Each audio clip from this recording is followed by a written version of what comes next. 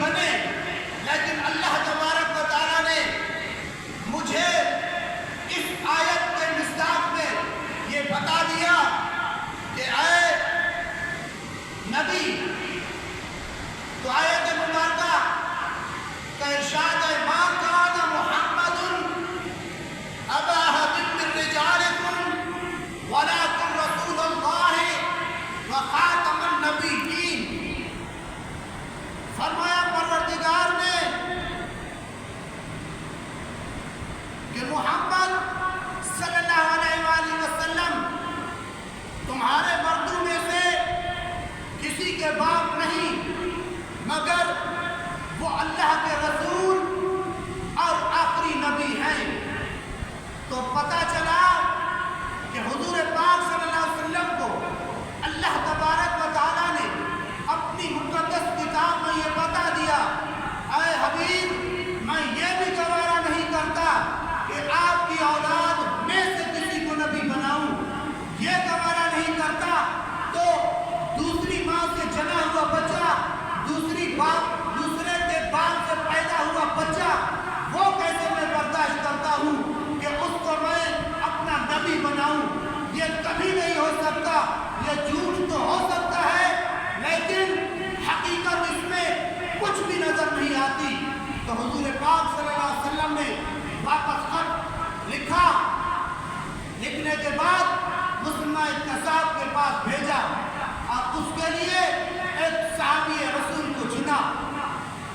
اور فرمایا، جب میں غفیر صحابہ کرام کی موجود تھی،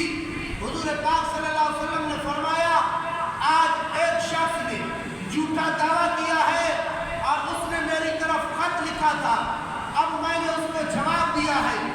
جواب وہ خط اس مسلمان قذاب کو کون پہنچائے گا؟ فرماتے ہیں کہ اس وقت ایک صحابی رسول حبیب بن زید رضی اللہ تعالیٰ عنہ انتہائی غریب تھے، جو گلیوں میں چھہارے بیچ کر اپنے بچوں کا گزارا کرتے تھے، کھڑے ہو گئے اور اس وقت وہ چھہارا بھی اپنے منہ میں تناول فرما رہے تھے،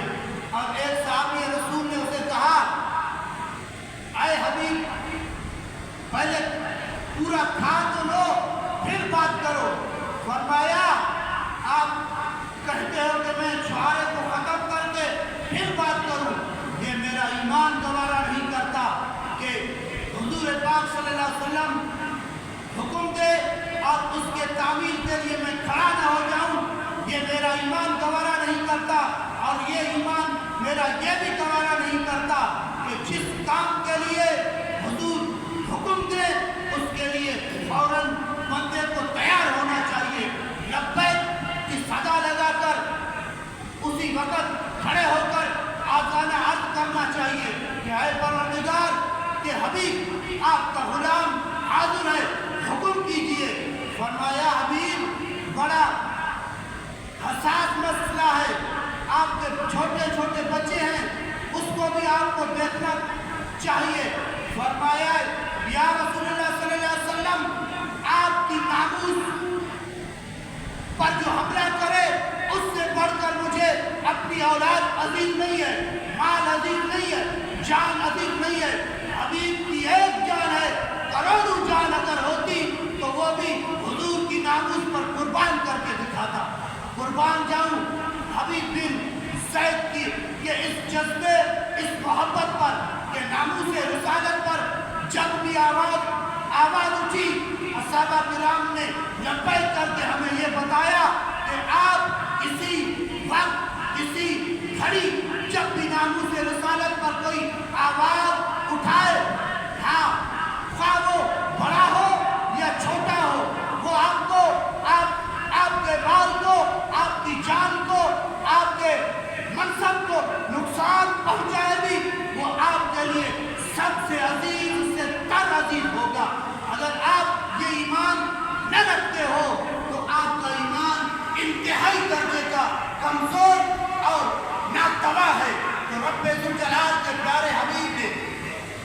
حبیب بن زید کو وہ خط دیا، اور خط دینے کے بعد اسے ایک گھوڑا بھی دیا اور ایک نیزہ اور ایک تلوار بھی دی۔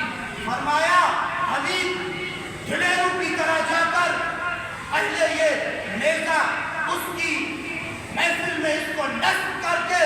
اور ایک ہاتھ میں تلوار کو للکار کر دوسرے ہاتھ میں وہ خط اس کو دے دیجئے۔ فرمایا